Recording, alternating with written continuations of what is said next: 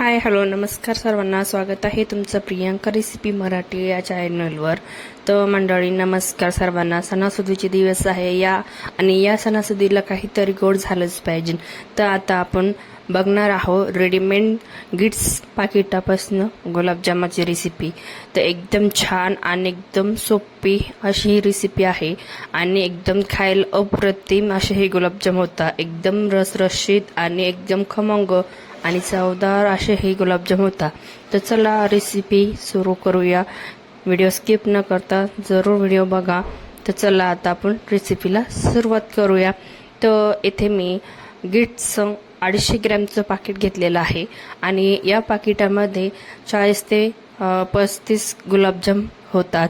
तर असे हे रेडीमेड मी पाकिट घेतलेलं आहे आणि आता यामध्ये अशा पद्धतीने यामध्ये पिठाचं पाकिट असतं. हे पाकिट आता आपण फोडून घेणार आहोत. तर यामध्ये आपण 1-1.5 ग्लास पाणी गरम करण्यासाठी ठेवणार आहोत आणि 1 वाटी साखर घेणार आहोत. तर जसं तुम्हाला गोड पाक हवा असेल तशा पद्धतीने तुम्ही साखर यामध्ये ॲड करू शकता. तर यामध्ये मी 1.5 ग्लास पाणी घेतलेलं आहे पाक बनवण्यासाठी. तर सर्वप्रथम आपण पाक बनवून घेणार आहोत. 1 वाटी साखर यामध्ये ॲड केलेली आहे आणि पाक हा आपण उकळण्यासाठी ठेवणार आहोत. यानंतर मी पाकिटामधून पीठ काढून घेतलेलं आहे आणि यामध्ये आपण 1 वाटी दूध ॲड करून घेणार आहोत. तर तुम्ही पाणीसुद्धा यूज करू शकता यामध्ये, पण दूध टाकल्याने खूप टेस्टी असं त्याला फ्लेवर येतो. तर यामध्ये आपण आता थोड्या प्रमाणामध्ये तुम्ही यामध्ये दूध ॲड करून घ्या. एकखट्टी आपल्याला यामध्ये दूध ॲड नाही करायचं आहे. तर थोड्या प्रमाणामध्ये आपण यामध्ये दूध ॲड करून हे पीठ छान असं मळून घ्यायचं आहे. तर आपल्याला असं एकदम ही जास्त जोर देऊन मळून घ्यायचं नाही. हे पीठ थोड्या प्रमाणामध्ये दूध ॲड करून हे पीठ मळून घेणार आहोत.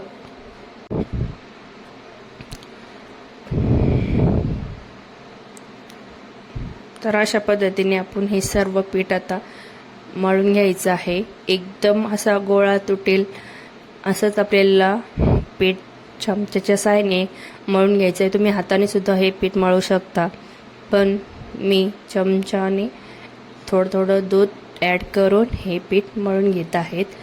तर आता यानंतर आपण हे 10 ते 15 मिनटं हे पीठ मुरण्यासाठी ठेवूया. यानंतर आपला पाक हा 15 मिनटं झालेला आहे आणि 15 मिनटं आपण हा पाक उकळून घेणार आहोत छान पद्धतीने. आणि 15 मिनटं झालेले आहे.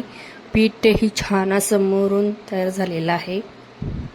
तर तुम्ही बघू शकता मी एकदम सैलसर म्हणजे आपल्याला गुलाबजामाचा आकार देता येईल अशा पद्धतीने आपल्याला हा गुलाबजाम वळून घ्यायचा आहे. तर तुम्ही बघू शकता एकदम छान असा हा गुलाबजाम इथे तयार झालेला आहे आणि याला भेगाही पडलेल्या नाही आहे. तर एकदम छान असं मळून आपल्याला हा गुलाबजाम अशा पद्धतीने तयार करून घ्यायचा आहे. तुम्ही बघू शकता तशाच पद्धतीने मी सर्व गुलाबजाम येथे मळून घेणार आहे.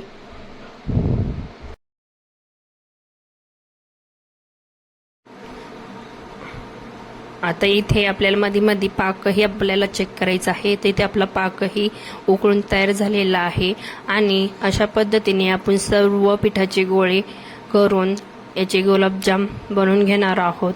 तर तुम्ही बघू शकता या ठिकाणामध्ये मी सर्व गुलाबजाम इथे तयार करून घेतलेले आहे आणि आता आपल्याला हे तेलामध्ये छान पद्धतीने असे फ्राय करून घ्यायचं आहे. तर चला आता आपण हे गुलाबजाम सर्व आता तळून घेणार आहोत. तर चला कढईमध्ये मी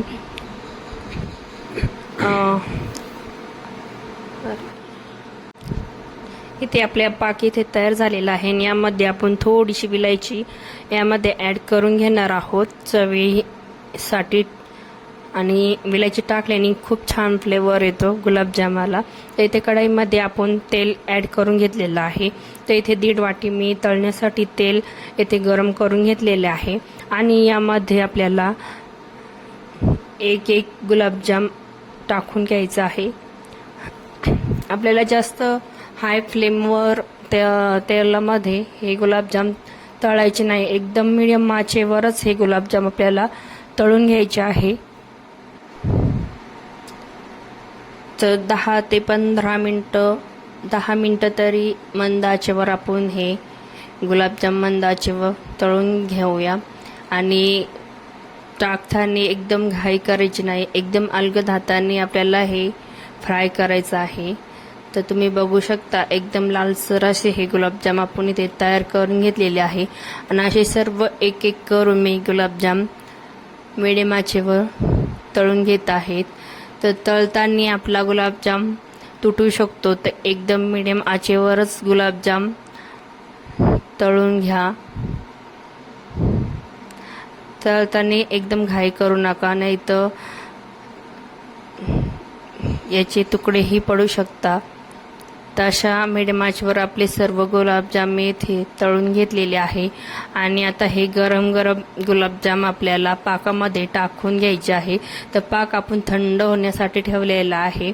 आणि आता हे सर्व गुलाबजाम गरम असतानाच आपण या पाकामध्ये टाकून घेत आहे. तर सर्व गुलाबजाम मी इथे एक एक करून तळून घेतलेले आहे. आणि पाकामध्ये आपल्याला हे अर्धा तास भिजून ठेवायचं आहे. तर तुम्ही बघू शकता मी अर्धा तास हे गुलाबजाम मुरण्यासाठी ठेवलेले आहे. आणि अर्धा तासानंतर आपण हे गुलाबजाम चेक करून घेऊया. यावर तुम्ही विलायची टाकू शकता डेकोरेशनसाठी, आणि केसरही तुम्ही टाकू शकता. आणि 15 मिनटं आपल्याला हे 15 ते अर्धा घंटा आपल्याला हे मुरण्यासाठी द्यायचं आहे. आणि तुम्ही बघू शकता अर्धा तास नंतर आपले हे गुलाबजाम एकदम छान असे मुरून तयार झालेले आहे, खाण्यासाठी तयार आहे. तर यामध्ये पूर्ण आतमध्ये पाक गेलेला आहे आणि एकदम रसरशीत असे हे गुलाबजाम इथे तयार झालेले आहे. एकदम छान टेस्टी झालेले आहे हे गुलाबजाम. तर अशा पद्धतीने तुम्ही ही रेसिपी नक्की करून बघा. रेसिपी कशी वाटली नक्की लाईक करा, शेअर करा, सबस्क्राईब करा. चॅनलवर जर नवीन असाल तर नक्की लाईक, शेअर, सबस्क्राईब करा. तर अशा सिंपल पद्धतीने आपले हे गुलाबजामाची रेसिपी तुम्हाला कशी वाटली हे नक्की मला कमेंटमध्ये सांगा. आणि रेसिपी पाहिल्याबद्दल धन्यवाद. भेटूया पुढच्या रेसिपी